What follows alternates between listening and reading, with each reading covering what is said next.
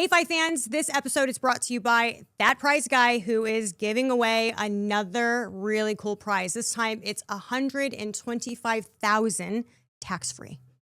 That sounds nice. The deadline is March the 15th at 9:30 p.m. and it only costs 11 pence for you to enter to win. You guys don't want to miss it. Make your way over to thatprizeguy.co.uk. Small disclaimer, you have to live in the UK or Ireland in order to enter to win. We're obviously here to talk about a moment in your life where you've faced adversity and how you got through it. What would you like to share with us today? Oof. My move to the United States, it wasn't supposed to be the way it was. And I got married with somebody that I only knew for like 3 weeks. She was 12 years older than me. She pulled a knife on me twice. You know, she had alcohol problem, gambling problem.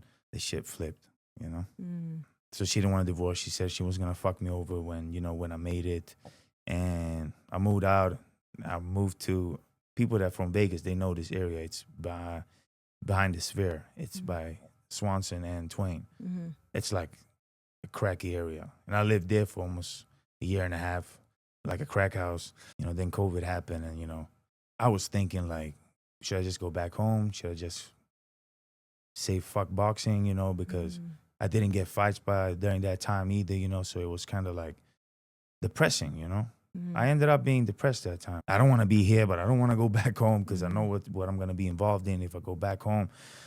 So I was just like, fuck it, let me just dog it out, you know. And then I was talking to my trainer a lot and, you know, he always told me like, yo, this is boxing, man. You know, your life just changes over one night, you know. Just one fight, you could change your whole life. I was dipping. I was going like up and down in my mind a lot. Like, fuck, I don't want to do this. I want to do this. Fuck that, I want to do this. I want to do this. I always stayed consistent in the gym and I always try to keep my faith up, obviously through God, but also talking to my trainer and my friends. And then I got that call, you know, 2023, around November. They had called my trainer and asked if I wanted to fight Kovalev. I feel like when he told me that was like, oh, shoot, it's really happening. Like all the things that I've been working for.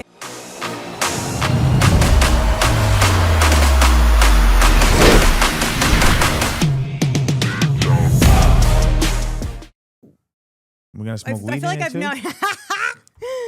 I mean, that's your thing. I'm just kidding. We're not doing that, right, Rob? Okay. We're not No, doing we that. don't. Yeah, we're not doing that. You know, I find that actually an interesting topic because marijuana is legal Yeah. in most States? places, Yeah. most states, or I maybe think not so. even most, but it definitely is here and in California, right? Yeah. So No, I'm I think confused. it's legal in pretty much all states almost. Really? It's legal on the East Coast as well.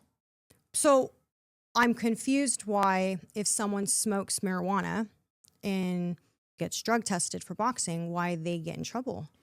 So I do believe that you're allowed to smoke marijuana outside, like in camp. I just think when they if they pee you during the fight, that's when you can't smoke. Something like that. Because I know people that smokes and fights and they get tested and, you know, they don't test positive. So, I don't know. I don't know, because we've seen people, you know. Yeah, but it was back in the days, right? I mean, Like 4 or 5 years ago? no, I was actually just reading this. Really? Wasn't it? There might have been somebody that popped during, like, after the fight. Yeah. Oh, yeah, that's what I'm Yeah, saying. yeah, Like, yeah. I think when they pee you at the fight, Yeah. that's when you can't have it in your system. Oh, But okay. I believe when you're in camp, you're allowed to have something in your system. or Yeah, something. yeah. Okay. I mean, but we're not smokers, so I don't right? smoke. No. Yeah. I I mean, used to smoke yeah. a lot, yeah, when I was young. Why'd you stop? I would say, I feel like I got older, and then when I smoked, I started tripping. Like I started thinking about my life, and I started getting anxiety and shit. So I said it's not. So for it did me the anymore. opposite to you. It wasn't like relaxing you Yeah, anymore. Yeah. I started thinking about my life, you know, and it got too deep. So I was like, nah, this is not for me. So, and that was like 6 years ago, probably. Wow, 6 years. Okay. Yeah. Yeah. Last time I was high. I know people who function better on marijuana Yeah, me than too. off marijuana. It's weird. Like, shout out to my best friend. she, I mean, she's okay with me saying this, but she you could tell when she hasn't had it. Like, it was just like, bro, you okay? Like, you're edgy. But she's high functioning. Like, Yeah. so some people, you think you worry they're gonna be lazy and tired and all they want to do is eat. Like, she's the complete opposite. It's like Adderall for her. Yeah, but I feel like if she would have like stopped for a longer time, she would have got more like, she would have like more focus and stuff. Because I feel like when you smoke, you know, when you be smoking every day and then you stop, that's when you start like you acting up and stuff. But then when you skip it for like 6 months, 7 months, that's when you start like becoming yourself again. Well, that's what I seen, you know, and that's how it was for me when I was young. Because I started smoking when I was young. I started smoking when I was like 12. So what do you do now? I mean, it doesn't have to be like a substance, but I mean, like, is there something that helps you to like focus and like praying? Oh, okay. Being like disciplined, like having structure. It could be as easy just like folding my bed every morning, you know. Like just routines, small routines, you know. Like, and I feel like agree. that helps me. That helps me a lot. I think we need routine. Yeah, definitely. I started with routines when I was 19. Before that, I was just like, you know, like a bum. Yeah. You define it as a bum? I mean, Yeah. I'm not knocking anybody who. No, but I feel like you need like some form of routine. Yeah. Like I didn't take care of myself, you know. You know, when I was young, like in my teenage years, you know, barely fucking brush my teeth, you know what I mean? So that's what I consider like a bum, you know. Like you gotta take care of yourself, you know. That's what I believe, though. Yeah. You're giving me vibes that you're finally in like that mature season stage. Is that safe to say? Like, does that make sense to you? Like, you can reflect back now and consider like those years, like the younger version of yourself. And it doesn't have to be age, but just through the experience. Like, you were less experienced than. Yeah, those was like learning years. Yeah. I would say, yeah. For sure, yeah. I was different when I was young. And just the last 3 years, I feel like I've grown a lot as well. But I definitely grown a lot since I was a kid. Since I moved over to the States, that's when I feel like I changed my life, yeah, for sure. For the better. For the better, for sure. Yeah. So, yeah, I learned a lot when I was young. How long have you been here? 7.5 years. Yeah. Where are you from? Sweden, Stockholm. You don't have an accent. I mean, it comes and goes, you know. Do you just adapt to your environment? Like, because you hear so many American accents. Yeah, I feel like when I moved out here, like I had a hard time like talking the language. Obviously, I did have a heavy accent when I came out here. But then, like after a year, I feel like I started like dreaming in English, and after like 2-3 years, I started counting in English, and then everything just became English. And obviously, I got a daughter as well, you know, so. I still speak Swedish with her, but like it's easier for me to communicate with her in English because she's still young. She's 4, you know, but she understands more English than Swedish. But I try to talk as much Swedish that I can with her. But when I try to explain certain things to her, that's when I speak English, yeah, for sure. Okay, so yes, before we get into the conversation, because obviously everyone knows the premise of the show now. Or they should by now. I always ask a former guest to ask the next guest a question. Okay. So this question is brought to you by That Prize Guy. Okay. That Prize Guy gives away pretty cool prizes. So go to thatprizeguy.co.uk. So the question is, what are you doing or not doing that's preventing you from being the best version of yourself?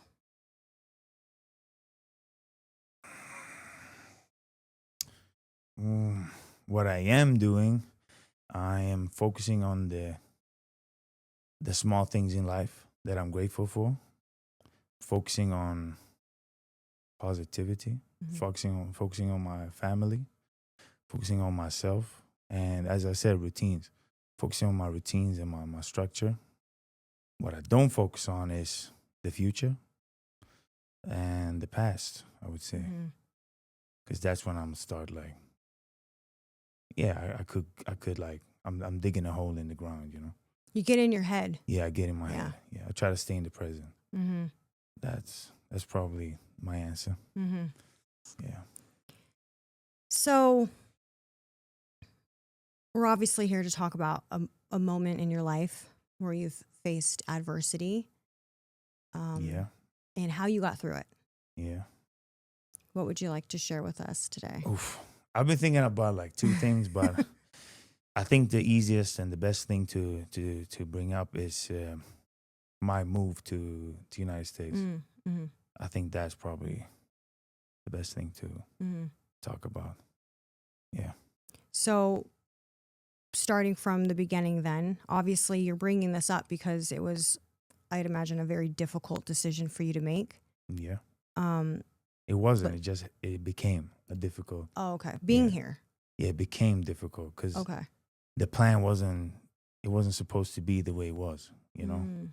I was supposed to come over here and get an athlete visa. You know, get a P1 visa and stay over here like a lot of other fighters do from other countries, right?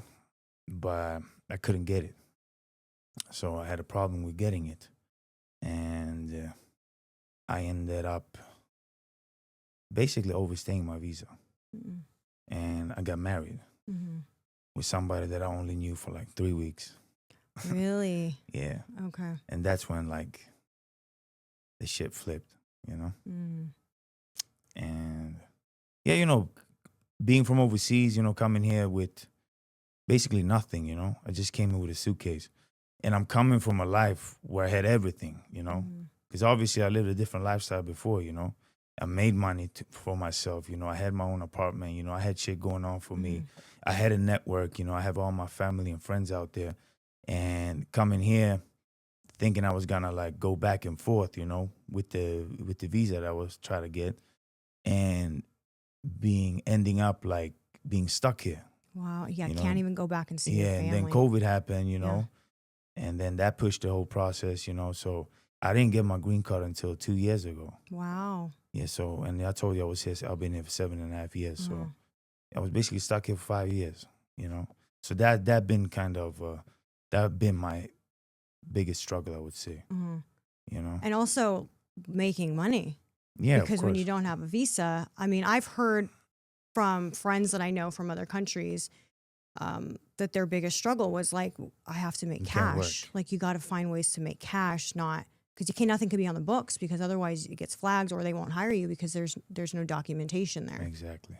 Yeah, So- that was probably the toughest things that I've been through. Mm-hmm. How to make money and where to live, and you know, then being in that relationship, that marriage that I was in, it was also like crazy because the woman that I got married to, she was 12 years older than me, Mm-hmm. and you know, I didn't have that much experience with, like, I wouldn't say older, but like definitely older than me, you know. Mm-hmm.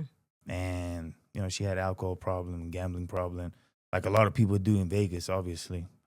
But you know, I'm coming from Sweden thinking, you know, everybody's like how they are from Sweden, you know. Mm. And also, I'm a heavy believer in God, so I was like, you know, this is from God, you know. Mm. God wanted me to marry this woman.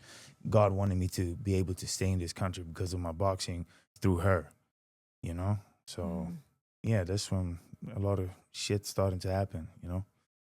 Yeah. Do you want to talk about Yeah, that? we can talk about it. Okay. You know, of course. I mean, I never don't want to mind. like overstep. Nah, and, but like I don't. I mean, there's certain things to mention. You know, she pulled a knife on me twice. We almost got evicted. Eventually, I tried to separate. You know, I tried to divorce, and she didn't want to divorce because she saw basically she knew that I was capable of becoming something in the industry in boxing, and so she didn't want to divorce. She said she was gonna fuck me over when I made it, and I moved out. I moved to people that from Vegas. They know this area. It's behind the Sphere. It's by Swanson and Twain.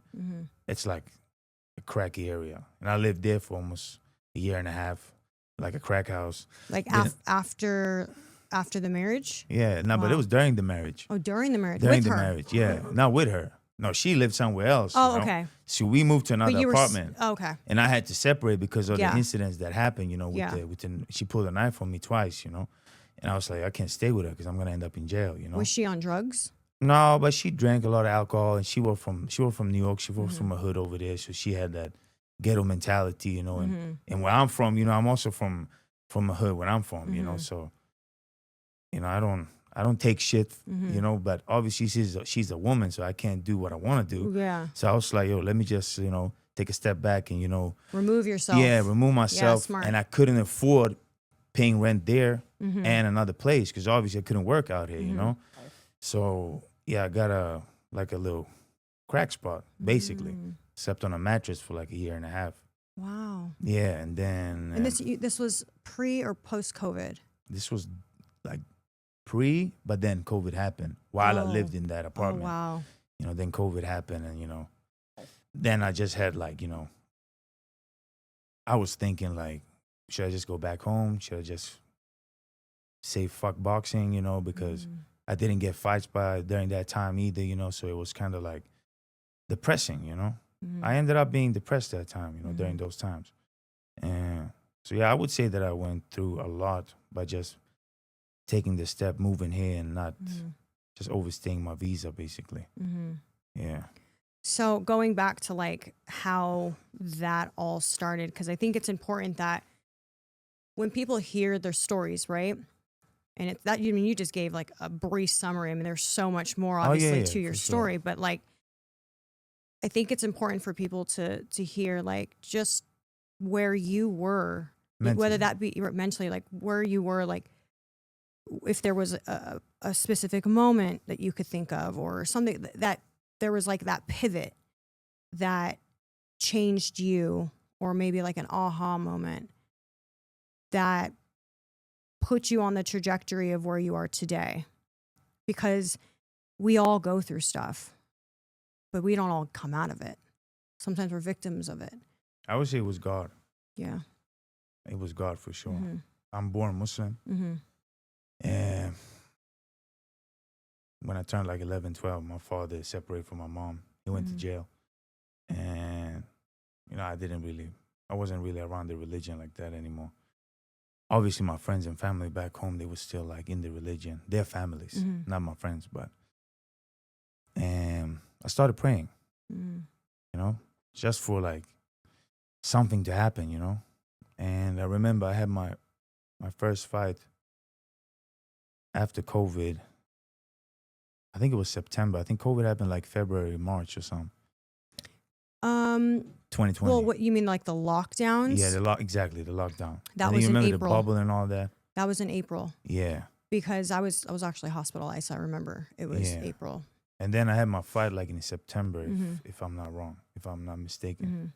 And I remember that gave me like oh shoot, I'm doing something right. You know, my connection with God is actually working. You know, and I felt like that gave me hope. And also, you know, my training gave me a lot of pep talk. If it wasn't for my trainer, I think I wouldn't be here. I wouldn't be in the United States. I wouldn't be where I'm at. I gotta give him his flowers, you know. It's definitely a lot through him. So I would say that the support from him and also from my family back home and my friends, you know, talking to them over the phone, you know, saying, "Look, don't come back here," you know, because I'm coming from a very rough neighborhood, you know. It's a lot of violence, like gun violence and stuff, shootings and stuff. And that's something my friends are doing, you know, still until this day. So like just like talking to them on the phone, like, don't come back here, there's nothing here, you know, and then they telling me their dramas basically. That's also giving me like an anxiety, like, yo, I don't have nowhere to go, you know. Yeah. I don't want to be here, but I don't want to go back home because I know what I'm going to be involved in if I go back home. So I was just like, fuck it, let me just dog it out, you know. And then I was talking to my trainer a lot, and you know, he always told me like, yo, this is boxing, man. You know, your life just changes over one night, you know. Just one fight, you could change your whole life. You could change your whole life, you know. And I always had that mindset, it will come, it will come, it will come. It took a couple of years. So I was like, you know, I was dipping. I was going like up and down in my mind a lot. Like, fuck, I don't want to do this. I want to do this. Fuck that, I want to do this. I want to do this.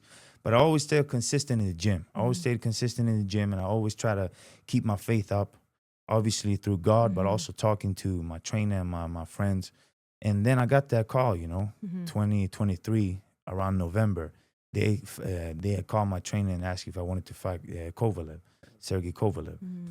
And I feel like when he told me that was like oh shoot, it's really happening. Like all the things that I've been working for. And like, so just to cut you off there just really Hey. quickly is so like you get the call, Kovalev, right? yeah, Former world champion. yeah. I mean, Future Hall of what Fame. does that like in that moment? That's like you just staying in the gym, preparing.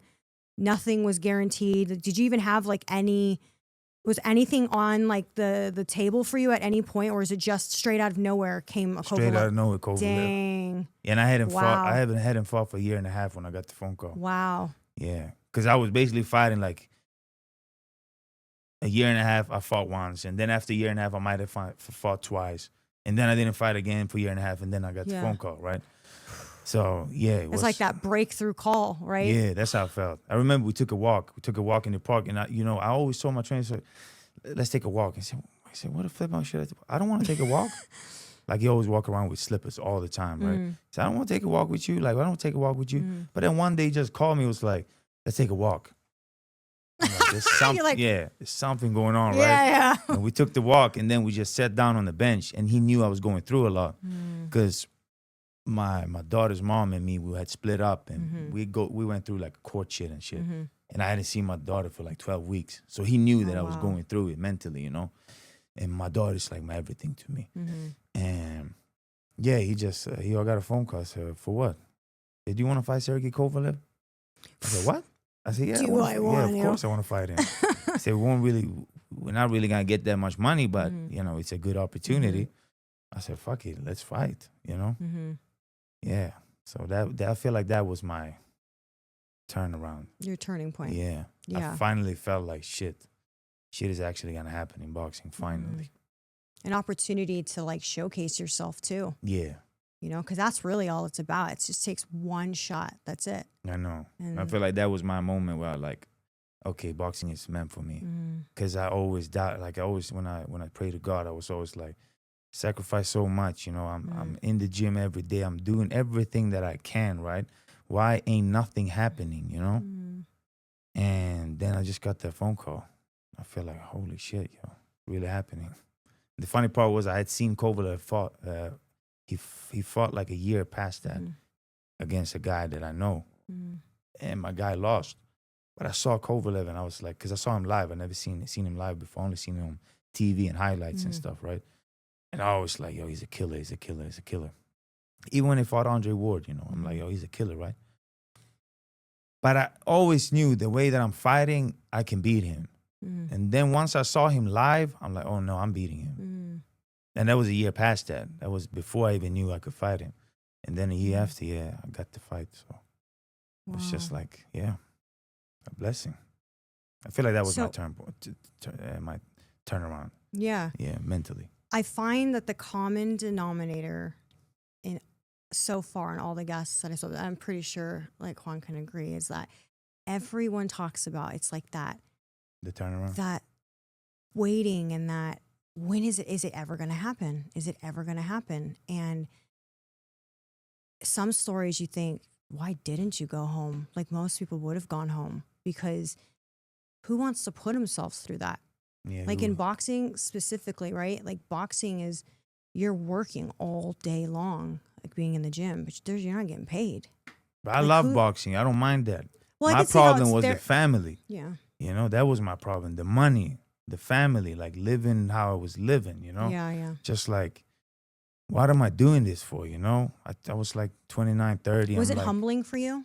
Like getting the fight? No, humbling, the like times? living a different lifestyle. That's what I was thinking about. While chasing the dream, you had to give up like everything that you're used to. I'm so thankful for this move that I did. Yeah. And like starting over, creating a new network, meeting new people and everything. It humbled me. It humbled me in life because I had a big ego before. And when I'm talking about ego, I thought like, I still think I'm the man, like in boxing. But like, I thought like, I don't know how to say it, but like, I'm invincible, the way I was living back home. And I feel like it humbled me really, really, I thought I was always going to be able to pull my strings and be able to do whatever I wanted to do, whatever I needed, I could get, But being here, actually, it humbled me. But I'm thankful for it. And I think everything happens for a reason, I think God creates these moments for you for you to be able to handle what's coming, you know? Build your character. Yeah, because I feel like if I would have made it just when I came out here, I probably would have just been wild and, you know, move differently with it, you know? But now I'm different. Sometimes I wonder, not wonder, I'm actually fully confident that God does this. He takes things from us sometimes when we least expect it. And I think it's a reminder to us of who's in control. That's why people can seem to have it all and lose everything. Just, I would never have thought in a million years this could happen to me, and it's happening. And sometimes it's because your faith is being tested. Sometimes it's because it could potentially be a punishment, karma, depending on what kind of life you're living. There's so many different factors, but all the same, it's like God's basically showing you, like, you could think you're the man. You think you can figure it out, snap your fingers and make it happen, but I make it happen for you. Yeah, that's exactly what I feel. I feel like I feel like you do that to test your faith. Like, can you still believe? Can you still trust me? Can you still have faith in me even when it goes shit, you know? Because it's like when I was here, like obviously I had, you know, my grandma passed. I had family, friends, like friends that died. They got murdered. They got killed back home. And I couldn't go back home, you know? And it's like yeah, like all of these things that happened, it just made me question God, but it also got me closer to him, you know? So I definitely believe what you're saying. But I also do believe, I have this mindset that I believe when God closes one door, he opens three others. If he takes something away from you, he's going to give it back to you, but it's going to be better, you know? So let's say you have a boyfriend or something, you know, he takes the boyfriend away from you, you guys split up, then the next one will be better than that one, you know? That's my belief, you know? So, and I always believe this, always. And I also know when it's hard times, I'm usually happy because I know something good will come out of it, you know? So. See, that's really living in your faith. Yeah. That's standing in your faith, because it's hard to do that, man. Yeah. It's hard to look at something that looks like impossible. Yeah. Like where? How? When? Like I don't see how that can ever happen. Yeah. So looking at like a bad situation and going, that excites me, it's because that's some seriously strong faith. Yeah. Because it's hard to do. Definitely. You know, you could still have a really strong relationship with God and still struggle with that because we're human. Of course. You know, it's tough. Like you can't help but have anxiety. Like, how am I going to pay my bills? Where's the next meal going to come from? Like all those things. And thing is, there are a lot of people in the world who will never understand what that feeling's like. Yeah, of course. Because they've just been, you know, blessed a different. Yeah, they have their different struggles, exactly. Right? It's a different type of struggle. Yeah. But that feeling of not knowing when the next is coming, like it's hard. Yeah, and it's always easy to think positively when you compare yourself with the people who got the worst situations in life. Because we live in the dream. Yeah. You think of what people living in other countries, third world countries. Like we live in the dream, you know. And obviously, I'm in a good space today, you know. But you know, I still go through other stuff in life, obviously. But I feel like it shaped me a lot. That time specifically, it shaped me a lot, definitely. In my adult year, you know. Then I had another season when I was young, but that's something else, you know. Obviously, but yeah, definitely this is definitely something that shaped me for sure. Sure. Did you said you grew up Muslim, but did you always practice? Well, like, you know, just obviously it sounds like your faith grew with time. My mom is atheist. Okay. And my dad is Muslim. He born Muslim.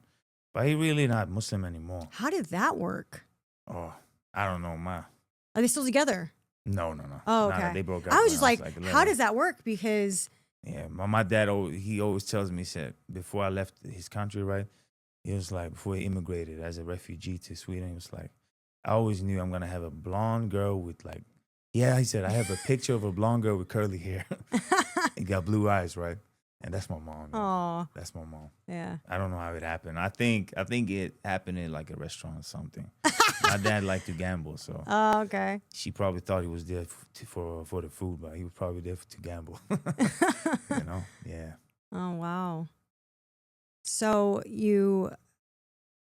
okay, let's go back to, if you don't mind, we go back to you were married. Yeah. A lot went on there. Obviously, you're talking about the knife pulling, but can we talk about how you sort of pulled yourself through that? Because at this point, it's just like, okay, then I moved out, but there had to have been a lot of, just doubt, because you are like depending on this person to help me out with the green card. Yeah. But Yeah, but even just like a roof over your head, like how do you go? Yeah, but it wasn't because of her. Like obviously, she wasn't supporting me. That wasn't the case. It wasn't that she was supporting me. No, she actually stole money from me twice. Because when you get married, you file to the UCIA. You file you apply for the green card, right? And it costs like $3,000. And the first time, I don't know what happened, but the mail it bounced back basically. So the check got bounced back as well. And she lied to me about the application, because I was always waiting for a case number. What's going on with the case number? What's going on with the case number? You know, she was like, "Chill, I got everything under control. I got everything under control." Because she was working for a paralegal, so she was good with computers and stuff. So I let her handle it, you know. And also, I don't know shit over here, you know. I don't know where you mail it. I didn't know post office. I didn't know none of that, right? And so the check bounced back. The mail bounced back, and I figured that out one day when I was gonna take her car. I had a flat tire, so I was gonna take her car, and I opened up the back trunk, and there was a bunch of papers there, like taxes and a bunch of mails, right? And then I saw like a UCIS envelope there. I was like, and it was open, right? I was like, what the fuck is this? And then I opened it, and it was the same mail that we filed to them, but it had bounced back. And she took the check, so she had, obviously gambled it or drank with it or whatever. And then we did it again. But then she actually faked me. Like she gave me an address that wasn't to them. Hold on, before we even get to that part, what was that conversation like? Because you just found out that she had been lying to you. Yeah, I mean, stuff had happened before that felt like it was worse. You know? But this is playing with your visa. Yeah, of course. But like what did she say? Like No, I'm gonna handle it. I needed the money because I had to pay for this. I had to do this. Try to the empathy bullshit. You know? And obviously, it was an argument, Yeah. But also, I can't lean on her that much because she was supposed to help me. Yeah. But anyway, then we did it again, and it bounced back again because she gave me the wrong address, obviously. And that's when I separated with her. I'm like, I can't do this, And then, obviously I started talking to other women during that time because I wanted a divorce, but she didn't want to divorce me, So I had broke up with her, physically and no, spiritually, basically, and physically, It was only on paper, Yeah. And then I met my child's mom, my daughter's mom, but that was love, That was real love, And then one day she called me. I remember she called me. She was like, "Yo, you gotta help me out," because I was helping out with the rent, right? And she had forgot to pay rent like twice or something. She was gonna get evicted. She called me and said, "You gotta help me." I said, "Wait, what?" "You gotta give me $3,000. I said, "For what?" Yeah. "Yeah, I gotta pay the rent, and I'm late with another month." And I'm like, "I ain't helping you." And then I hanged up, right? Then I thought about it. I'm like, well, maybe I can divorce her this way because she didn't want to divorce me, right? That's so smart. I was like, So I was like, I called her back. I was like, "I'll give you the money." She was like, "Okay, sell it to me." I said, "If you divorce me." She was like, "Fuck you." And then she hanged up, right? And then she called back 2 minutes later. She was like, "Okay, I divorce you. I said, "Fine." And then we met up at Starbucks the day after, and we filed the papers. And she was like, "Okay, give me the money." I said, "No, I need it." That made her move real fast, didn't it? But then she Smart. she only had a couple of days before she was gonna get evicted. Yeah. And then she was that's like, so smart. Yeah. Then she was like, "Yeah, so give me the money." I said, "No, I need a certification, because it takes 2-3 days until you get it, because you can still like call them and say, I want to cancel it, the divorce." So I waited 2-3 days and I got it, and then I gave her the money. And yeah, that's how I got a divorce. And then I got married to my child's mom, and yeah, that's how I got my green card, basically. Yeah. Oh my gosh, that's smart though. Yeah. That moves hella fast. Yeah, but honestly, like the marriage, when I met her, it wasn't like I'm gonna use her, I'm gonna do this, I'm gonna do that. I was like, yo, this is from God, you know, and you can make something real if you want to make it real, you know. And I was like, yo, I'm ready to settle, you know. Let me just settle. This woman want to help me. She seems like a good woman, even though I only known her for 3 weeks, you know. I was like, you know, let me settle and let me just focus on boxing, you know. And, you know, let me water the flower, like water her, basically, the relationship. But yeah, shit happens. So, but I thank God for that as well, you know.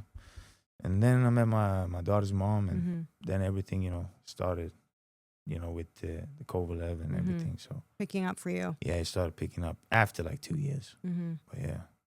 What was that like though, having a daughter? Oh, that was amazing. That's probably the best thing that ever happened to me. Oh, that is the best thing. You know, I told you my grandma died while I was out here. I didn't cry. I had my own funeral for her and stuff, you know. I'm sorry. I had friends that died. I had my own funeral for them. I didn't cry. Even though I wanted to cry, right? I wanted to cry, but I couldn't get it out. But then when I had my daughter, I'm telling you, I never cried that much in my entire life. Wow. Like I was drooling. Like, yo, that was crazy. Yeah, I cried so much. And yeah, sometimes you know, when I go through stressful times, right, you know, today, I can just sit down and look at her and I get like, I end up in the prison again. I'm like, okay, this is what I do it for. This is mine. She is mine, you know, and I got to make it for her, you know. It's just, yeah, she's my everything. She became like the source of your motivation now. 100%. Yeah. But I have so many sources because obviously I'm coming from a rough neighborhood back home. So my main priority is to take out my mom and my sister from there.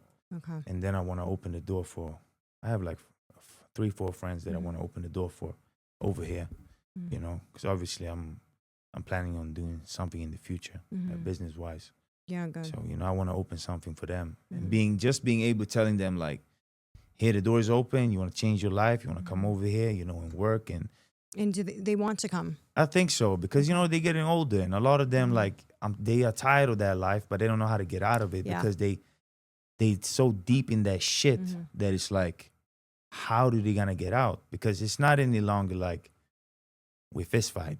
You know, people have died, you know, so it's like, that's like a grudge that you can't just like, let's shake hands and squash it, you know, or let me give you money, we squash it. No, it's love, you know, and when somebody dies that you love, it's like, you never like squash it. I feel like, you know, it's like if somebody killed my brother or if somebody killed my family member, I would go berserk until I hunt the person down. I don't care about anybody, you know? Yeah, and that's obviously, people don't, unless you've done it. I've lived in England at one point, so like I traveled back and forth. I was fortunate. Like it wasn't like where you couldn't go home. I mean, that would just have killed me if I couldn't have gone home. Yeah. Honestly, like I don't know if I would have mentally have handled it. But the fact that like you came here, people don't understand how hard it is. Like that feeling of not having your family here. Yeah. Like I can't explain it, but you get it. I get it. I don't know if anybody else in this room has ever had to do that, but it's hard, man. And to not have especially your mom, we're only getting older, you know, like not around. It can give you anxiety. Of course. You know, your brain goes. It does. Spins. That's what I told you last time. Yeah. I mean, I'm not a big smoker, but last time I smoked was like 6 years ago. I said, I'm never smoking again. Yeah. That gave me like craziest trip I ever had in my life. So thinking about my life. I couldn't even breathe. I ain't doing this again. Yeah. Has your mother met your daughter yet? Yeah. Oh, okay. She comes here often. Okay. Like now I think she comes here like 4 times a year. Oh, okay, nice. Yeah. And I was back home. I was in Sweden recently for a week, and I hadn't been back home for 7 years. That was different. So So in the new mind frame that you're in now, going back, what was that like? Scary. Yeah. I was afraid, to be honest. Yeah. The first thing I did when I landed, right, my sister picked me up. I was driving from the airport. It's like an hour away from my neighborhood. And this car was like, it felt like it was following me, right? Just because I know how it is over there, you know? And I know the situation, how people live in, you know? And we got like you can send a text message to a certain number with the plate number. And you can find out who owns the car, right? And I remember I was driving, right? And I took the car because I was driving. I didn't let my sister drive. I was driving, I was looking at the rear mirror, and I saw the plates. And I told myself, yo, text the number, because I don't know the number, but I said, text the number to check up the plates, and she knows, right? And I told her the plate number, and the car was from another city. And now I started tripping, you know. I'm like, who the fuck are these guys, you know? In my mind, they look like people from another neighborhood, right? And then they just passed me and they took off, and I'm like, God damn, I'm home, you know, this is not good, you know? Yeah. And then, you know, when I went back home, the same thing, like looking around left and right, you know, going inside to my mom's building. I took the garage door. I didn't walk from the regular entrance. So yeah, but I didn't like it. I didn't like the feeling. Even though I'm not like, I might not even be involved with certain things anymore, but it's still like the mindset back home right now. It's like, if I can't get you, I'm going to get who's closest to you. Yeah. You know, because I want to hurt you, right? And not only me being like that, these are my family, right? And not only that, it's also like, I'm in the United States. I'm doing my thing. I'm a boxer, you know, I'm up there, you know, people talking about me back home. So like, I'm even more of a target, you know? So if people could get at me and like kill me, it would be like 10 points, you know what I mean? It wouldn't be like 5 or 6. It would be 10 points, 10 out of 10. So that's why I don't really like it back home, you know? And why it's important to get your family. Yes, because I'm not moving back. Hell no. I'm moving back.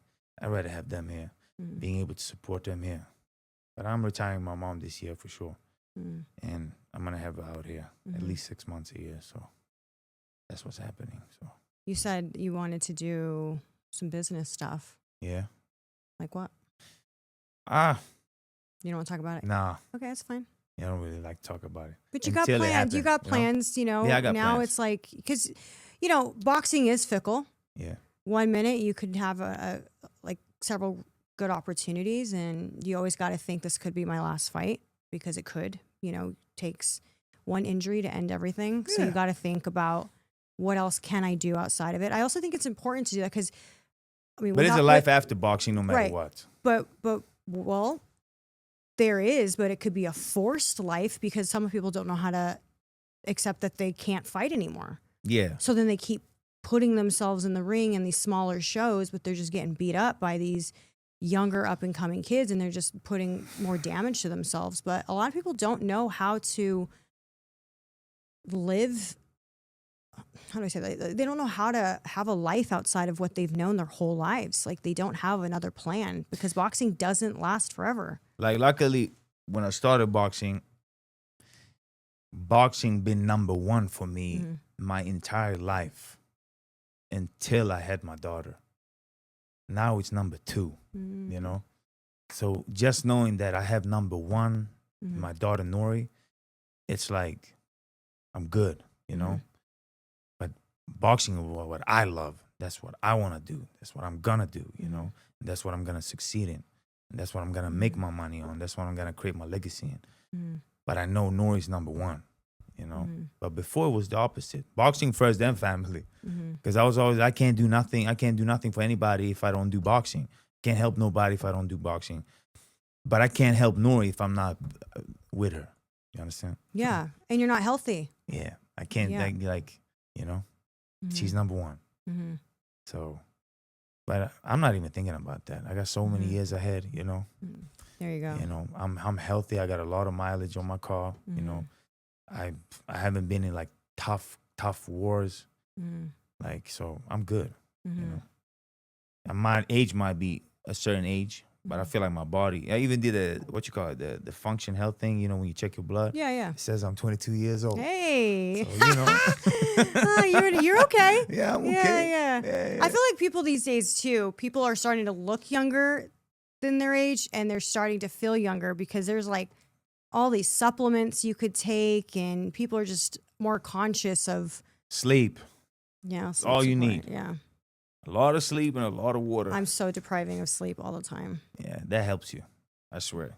Supplements and that, I don't know. I don't really take supplements like that. Magnesium, that's it. But I feel like water and my sleep. place looks like a GNC store. Oh, really? I'm serious. Like even just me traveling, Yeah. I already got like, those daily things you take. They don't even fit in all of them. So then I got all the extra ones I got to bring. Damn. Yeah. Isn't that stressful? Like reminding them you forgot about it. Don't get me wrong. Damn, like there might be a day that I forgot, because I have ones that I'll take in the morning and ones I'll take in the evening. So if I forgot the morning ones, I'm not going to like freak out about it. But I am consistent enough. You feel like it helps? Oh yeah. What do you think What do you feel like it gives you? Energy. I feel what like. gives you energy? What is it you're taking? How much you take? How many you take in a day? Pills? Yeah. 25? More than 10? Yeah. You think that good My for pee is a different color every day. All right, so what do you take for energy basically? So I believe it or not, I actually had blood work done. This is going to shock you, but I haven't had my blood work done in forever. I never. You know exactly. It's like if you feel healthy, you feel fine. Like why would I go to the doctors and ask them to do blood work on me? Like, it doesn't make any sense. Yeah. So I went because my dad actually said, he goes, man, you got to go get your blood work done because you're always tired. But don't get me wrong, like I'm always tired too because I'm in school full time as well. So that's mentally exhausting. So it affects you physically too because it makes you tired, and you're just like, man, I need a break because my eyes hurt, my head hurts, my hand. I'm always getting. I swear I'm gonna get carpal tunnel from all the notes I got to take. Like it hurts. Honest to God, right now my wrist hurts, and my forearm and my wrist, and so I went and did it, and then it came back and. Doctor goes, you have really, really insanely high cholesterol. I go, really? And she goes, no, it's so weird because I've seen her in person. So she's like, you don't fit the bill of like somebody who would normally have like high cholesterol. And then it also is extremely vitamin D deficient. And I had low iron. So I had all three things that made you tired. I'm like, see, that's why I always needed a nap like at 2 p.m. Yeah. I always needed a nap to be able to feel like I can continue the night. I could not just go throughout the day. Yeah. So, I had to start taking stuff for that as well. And then like more vitamins. And I am vitamin D deficient because I'm indoors all the time. But don't you feel like you could have fixed this without like supplements? For example, eating different and being more in the sun? I thought I was in the sun a lot already. I mean, I'm tan. Look at me. I don't look like I'm lacking any sun. But maybe you need to bring your computer out in the sun. I do. So check this out. So I actually started doing that. Yeah. So I have really large tortoises, like this big. How old is it? Like this. Like little kids can ride them. That's how old is it? 11. Okay. So they're older. Yeah. So I'll go throw like a blanket out, and I have like this little mini desk, and I sit outside and I'm there with my puppy, and then my mom's dog, and then the tortoises, and it's nice. It's nice. But I have started doing that. But since I've, figured out I have high cholesterol and low iron and vitamin D deficient, so I started doing a little bit some things differently. But nonetheless, I mean, the supplements, I love the supplements. Popping. Like I like, the right type of pill popping, beef liver, that helps. Liver? Beef liver. I don't eat it. You take capsules. Take the capsules. Okay. Yeah. You will not get me to eat it. But I take those. That helps. I do methylene blue.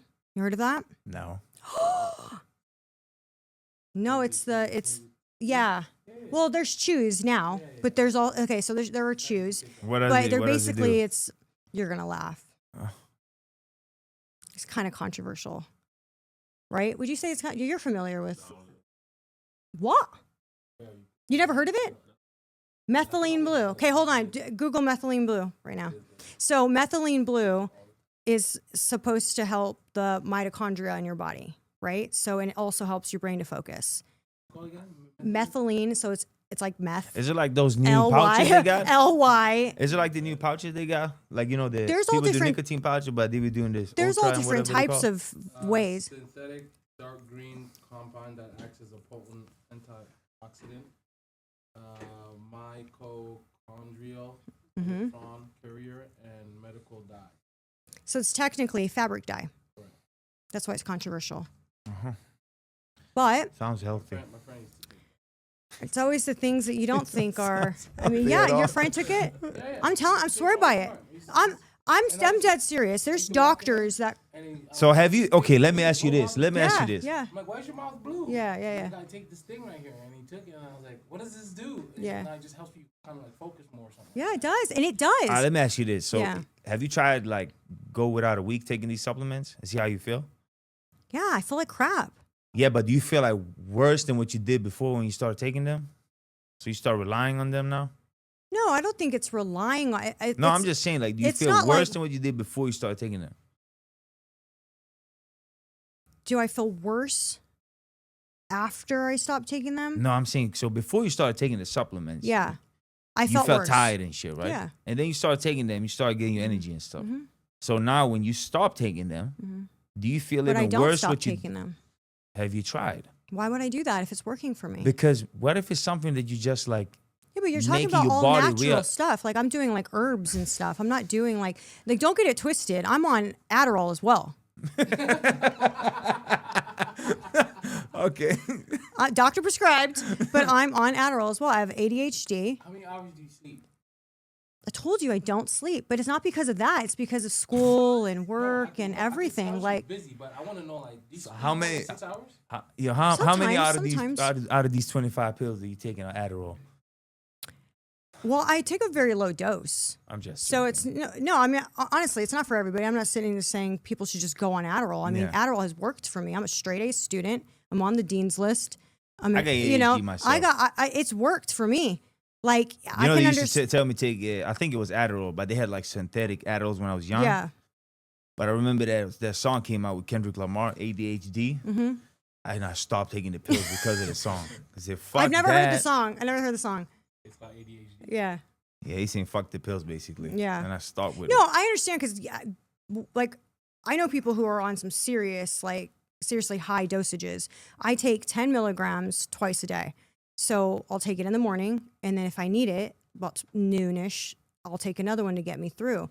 But, like, it's because I'm literally that person that will go, like, I'll get up and I'll start my coffee, and then I'll look and I'll go, oh, crap, I forgot about that. And then Now you I'll go start to that, fixing and tricksing it doing just keeps everything. going from one thing to the next, to the next, to the next, to the next, and I never got my coffee. I go Okay. back to the coffee. I'm like, oh, I forgot about the coffee. And then it's just, my brain was Yeah, everywhere. but that's ADHD. That's what I got. But I just put it in boxes.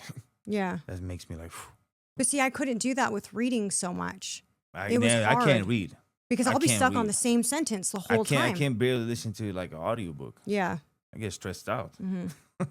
Yeah. swear I mean, get stressed out. don't get me wrong, reading's not for everybody. Yeah. I have to. Like, I have to read. And I'm not even in the trenches yet. Like, what I think is hard right now, like when I actually enter into law school, that might be 20 milligrams in the morning and 20 milligrams in the evening. You know what I'm saying? Like, Getting an MB right now? I'm at UNLV getting my undergrad degree to go to law school. Wow, that's cool. Yeah, to do sports and entertainment law. Good for you. That's good.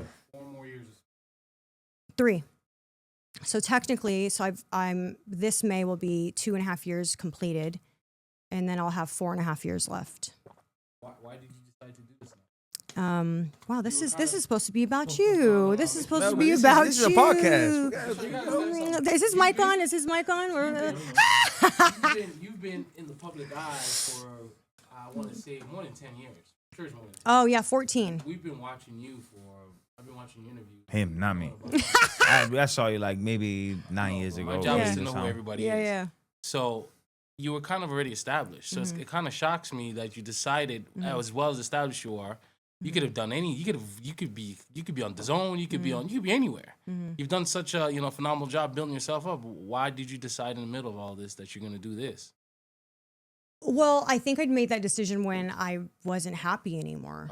I felt like there was still something that I felt like I could be doing. And it's not to say, and I do not mean it's going to sound this way, but it's not how I'm trying to say it, because I don't know any other way of how to say it, is I felt like I was meant for a little bit more.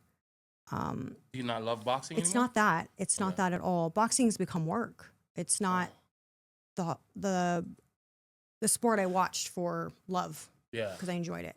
It's work now.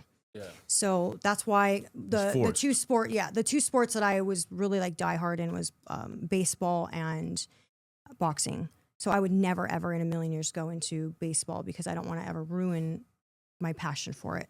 You don't like boxing no more? No, it's not that. I did fall out of love with it. I disappeared for like a whole year. I was gone. Is it back now? Yeah, I'm finally back. And that's actually how we met, because then I was a guest on another podcast, and I didn't do anything for That's why we ages. didn't see you. Yeah, That's why I was gone. I haven't seen you. I'm like, I haven't seen you in a while. And then I saw you. I'm like, oh, whoa, I haven't seen you forever. What the hell Yeah, is and it this? was because I was just going through a lot. And then, you fall out of love, the politics, and then, you can't understand, like you were saying, like I still have moments where, just like what you were saying, like when. And people, like you said, you just said something you see me differently than I see it. Yeah. Because, I see you as part of the game. But I don't know. I often question my own validity. I don't know you. I the don't know sport. you not to be in the game. Yeah, like I've known you to be in the game the whole time. Yeah. So when I found out who you were in the game. Yeah. And then you've been in different eras of the game. So for me it was like you were just embedded. You know how there's certain people that's embedded in the game, like Max Kellerman, and you're like one of those people. In a different aspect though. But yeah, you're like in the game. But see, I never. Right? How you know her? You know for boxing, right? Of course. Yeah, and you respected her as a journalist in the game. Of course. Yeah. That's the thing is, so it's so often we see ourselves differently than others see us. Yeah. So I had to step back for a minute because I was starting to feel like really unhappy. I was starting to get frustrated, and I started hating it. And it wasn't even that I hated anybody. It was not like one specific incident that made me like fall off. I just go, screw this, I'm out. I don't want to be here anymore. I don't want to travel. I don't want to do anything. I just want to like sit with myself and not go anywhere. That's what it kind of came to. And I can't explain it. I mean, I don't even have enough time to get into that. Yeah. So what happened was over that course of the year, I think I only did one DAZN job over in England, and I wasn't doing anything elsewhere. I just didn't want to be involved. I was like, let me go see if I like doing this again. And I do. But I had to kind of pull back, reflect, put myself first. Again, like what we're talking about, like the supplements and like just in general, I wasn't taking care of myself. I can literally look back. I think it was like November of 2024, I want to say. And I think I look so different. Like What you mean? bloated, tired, not healthy. I didn't look well. Like sometimes I'm like, oh my God. Like it was just because I wasn't putting myself first. I was just work, Yeah. And I burnt myself out. I wanted to be home. I missed my family. Your family's home in the UK? No, my family's from California. Oh, okay. Yeah, but I wanted to have a routine. Yeah. I didn't have no routine. What was a routine? Didn't even know what that felt like. It was weird. I was in a bag. I'd come home, and I used to call my place like a really expensive storage unit because I would come in, switch everything out, and be on the road in like 2 or 3 days to get to another country or another state or something. Yeah. And I enjoyed it for a really long time. I loved it. But then it just got to, I just think it's with age. You just get older and you start going, I want something different. I don't want to do this. And then academically, I've always wanted to challenge myself, but I never believed in myself enough. And, when I had graduated from high school, I barely graduated. I had a 2.2 GPA. 2.2. I don't know nothing So about that. 3.0 is like a good GPA. 2.2 is low. Like you barely pass with like C's and D's. Oh, okay. And that's because in high school you could still pass with a D. Okay. Right? Like you couldn't pass with a D in I didn't go to high college. Yeah, you got that's Yeah, a whole other story. yeah. It's a whole, I didn't go to high school. You know what I thought? I thought that you did such a good job over here, right? That the European boxing scene took you in as the American boxing lady, kind of like we do with Malik's wife. What's Malik Scott's wife? She's Kate. Yeah, she's the UK pundit that does in American. the US. So Yes. I thought they were doing that with you. So I'm like, oh, she's gone. We're never gonna get her back. So that's what I thought was going on with you. Well, you know, if COVID didn't happen, I probably still would have been there, and still I was thriving. I mean, I was offer after offer. So many things I had to turn down because I wasn't in America or I just couldn't do it. It was great, and then COVID happened, and obviously everybody's lives changed because of that. And then I'm happy. I mean, people could say what they want. I mean, obviously, everybody's experience with COVID was different, but mine was, the silver lining was like, I finally went home. Like, I hadn't been like living with my parents since I was like 17. So like to be home in like as an adult now, to wake up and you're in your parents' home, it's a different feeling than when you want to get out. Oh, I just want to leave this house. You know what I mean? But I grew so attached to them that I had separation anxiety leaving again because I felt guilty. I wanted to be home. Like, are they okay? Like, it was just a different thing for me. And now I go, I'm not going to do that anymore. Oh. And I had to stop chasing money because it was taking opportunity for the money. But I wasn't happy with always being away from everybody and then feeling like I wasn't taking care of myself. So I've had to humble myself and go, you're going to go to school. You're going to live beneath your means, put yourself through school, keep yourself, active, relevant enough, but you're not killing yourself, and you're going to be okay. And then one day I'll be making hundreds and hundreds of thousands of dollars, or you're humbling yourself. Hundreds and hundreds of thousands of dollars a year.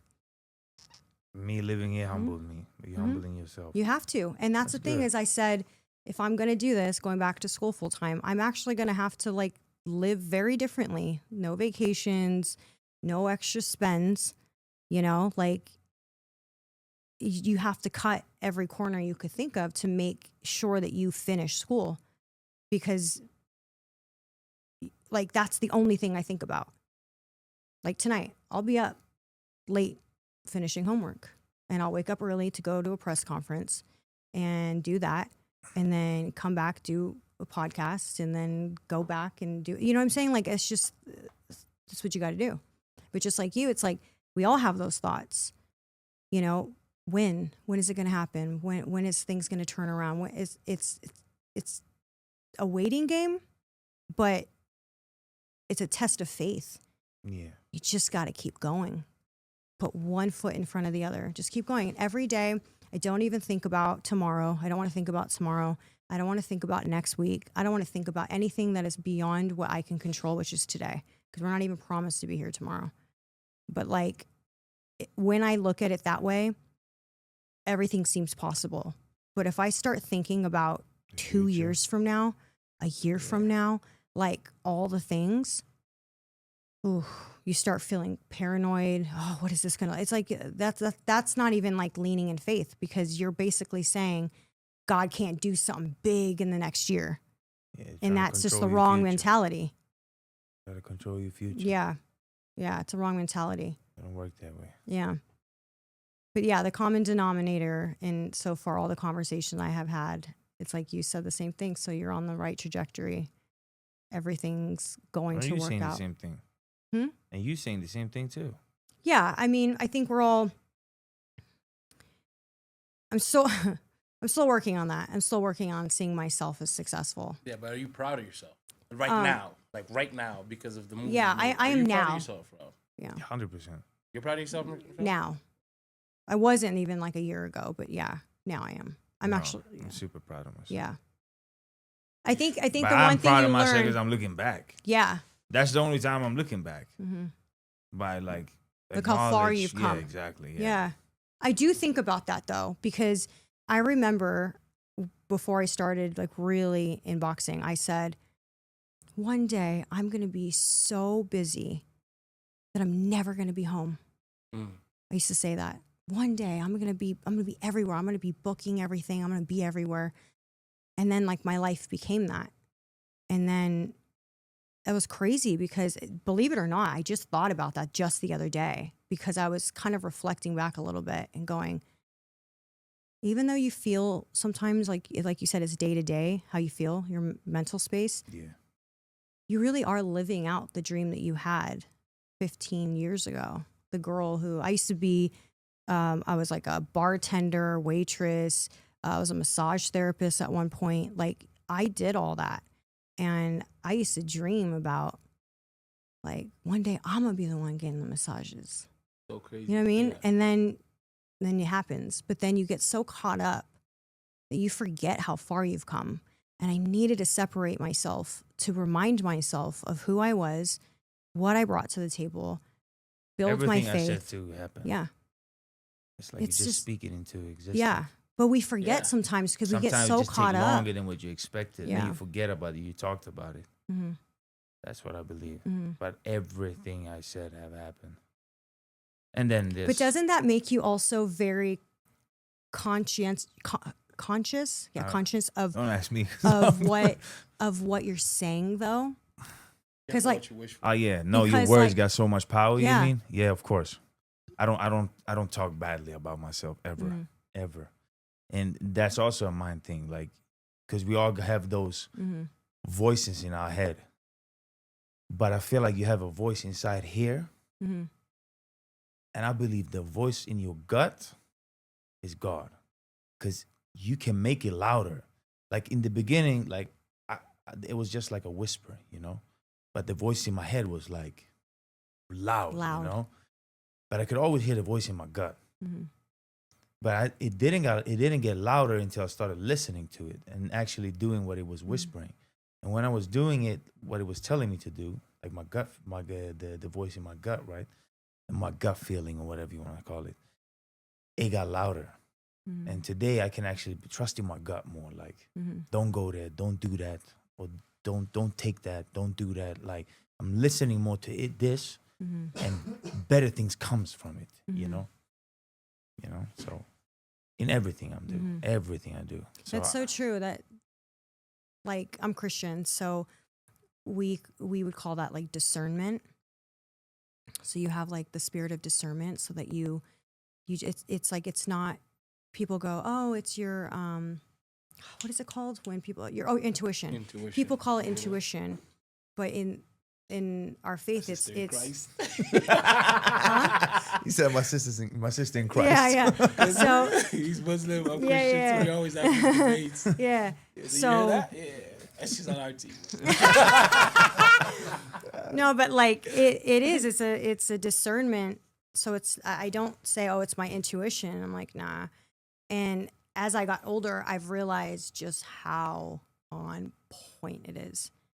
That every single time when I tried to go, well, maybe it's because I should do that, or maybe because I should do something different, or That's the voices in here. Yep. But you can mute it. You can Yeah. mute this, Oh, this yeah. voice.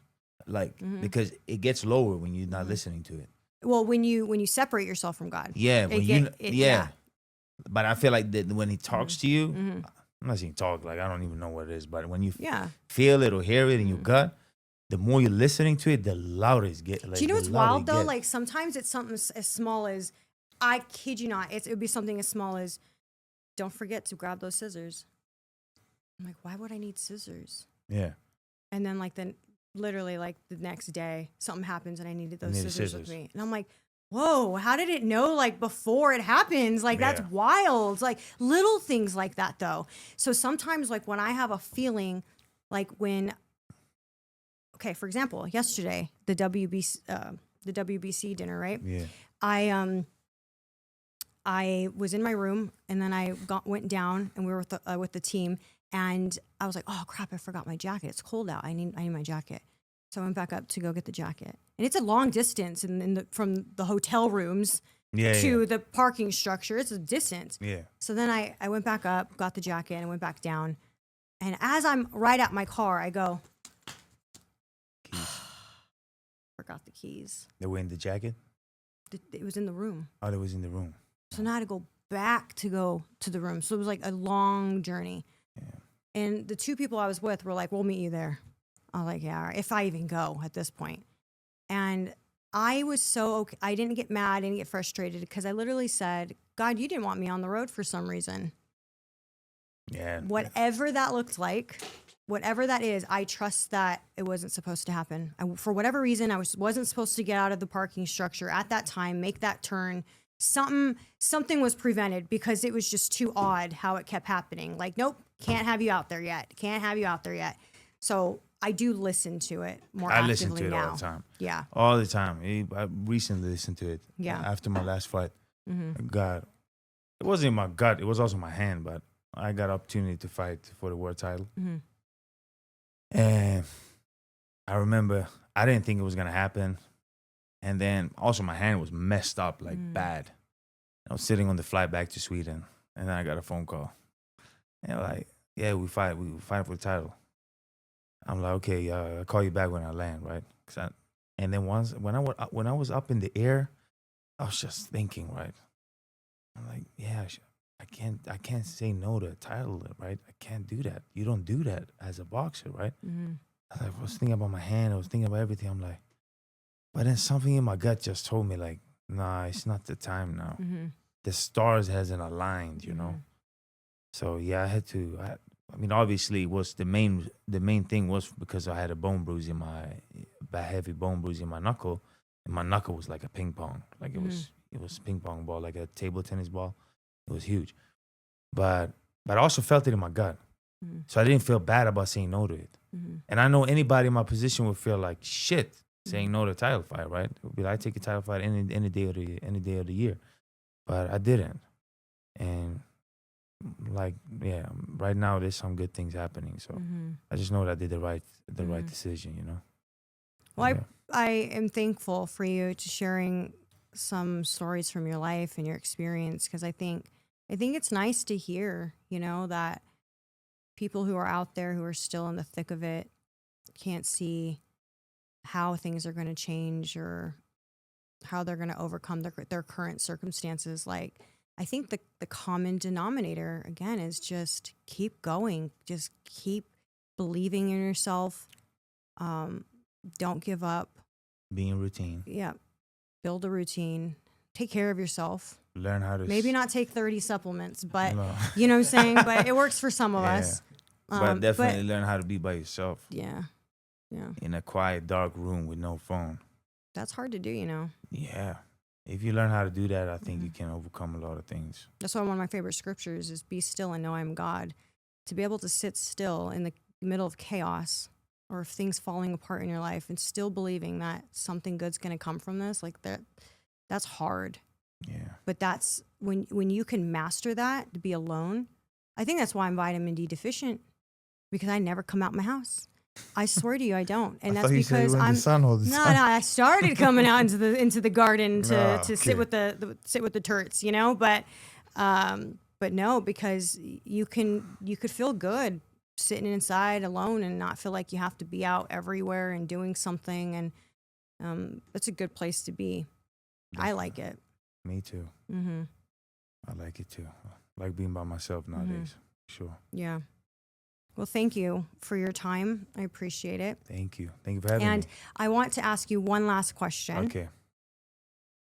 If you could visit yourself at 10 years old, what would you say? I would probably cry looking at myself. Damn. Yeah.